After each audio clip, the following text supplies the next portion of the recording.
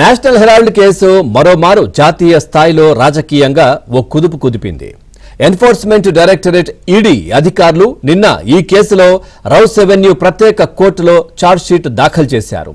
ఇక ఆ అభియోగ పత్రాల్లో కాంగ్రెస్ అగ్రనాయకురాలు సోనియా గాంధీని A1గా, లోక్సభలో ప్రధాన ప్రతిపక్ష నేత రాహుల్ గాంధీని A2గా పేర్కొంది. దీనిపై కాంగ్రెస్ శ్రేణులు భగ్గుమన్నాయి. కేంద్రంలోని బీజేపీ సర్కార్ దర్యాప్తు సంస్థలను రాజకీయ ప్రతీకారాలకు వాడుకుంటోందని మండిపడ్డాయి.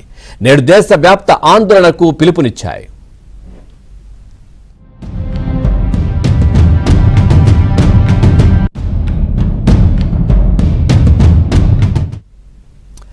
సోనియా, రాహుల్పై ఏదైనా కేసులో ఛార్జ్షీట్ దాఖలవ్వడం ఇదే మొదటిసారి. ఈడీ దాఖలు చేసిన ఛార్జ్షీట్ను స్వీకరించిన ప్రత్యేక కోర్టు న్యాయమూర్తి విశాల్ గోగ్నే ఈ నెల 25న అభియోగ పత్రాలపై విచారణ చేపడతామని వ్యాఖ్యానించారు. ఈ ఛార్జ్షీట్ విచారణార్హమా కాదా అన్నదానిపైన ఈ నెల 25న నిర్ణయం తీసుకుంటామని పేర్కొన్నారు.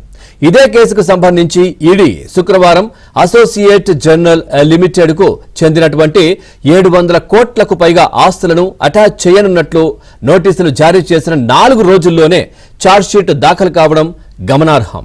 నేషనల్ హెరాల్డ్ను యంగ్ ఇండియా ప్రైవేట్ లిమిటెడ్ నిర్వహిస్తుండగా ఇందులో చెరో 38% చొప్పున షేర్లతో సోనియా, రాహుల్ మెజార్టీ వాటాదారులుగా ఉన్నారు.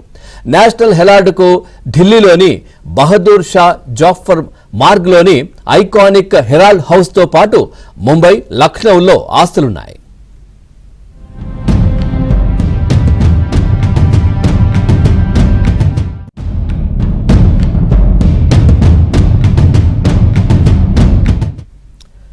నిజానికి భారత తొలి ప్రధాని జవహర్లాల్ నెహ్రూ కాలంలో AJLను స్థాపించి నేషనల్ హెరాల్డ్ను ప్రారంభించారు.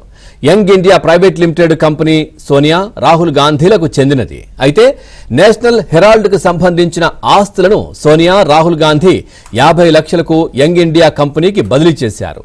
ఆ ఆస్తుల వాస్తవ విలువ 2000 కోట్లుగా ఉంటుంది. ఇక బీజేపీ మాజీ ఎంపీ సుబ్రమణ్యం స్వామి దీనిపై 2012లో పటియాలా హౌస్ కోర్టులో ఫిర్యాదు కూడా చేశారు. తొలుత ఐపీసీలోని సెక్షన్ల కింద కేసు నమోదైంది. 2021లో మనీ లాండరింగ్ కోణంలో ఈడీ రంగంలోకి దిగింది.